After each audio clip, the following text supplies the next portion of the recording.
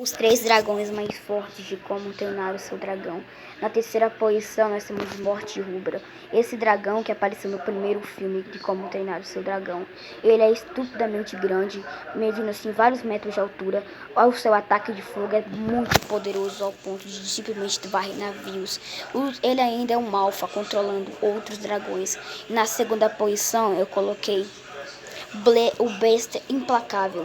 O Besta Implacável é o grande alfa dos dragões e é estupidamente forte, ao ponto assim de ser um dos dragões mais fortes de todos. Ele tem 2 chifres assim pela sua boca e tem um tamanho absurdo, o tamanho do Morte Rubra. Sua força física e seus ataques congelantes são extremamente poderosos. Agora na primeira posição nós temos o Fúria da Noite, o Banguela. O Banguela é estupidamente forte e rápido. Ele ainda pode atirar energias de plasma extremamente poderosas. Ao final é o dragão principal da série, na minha opinião.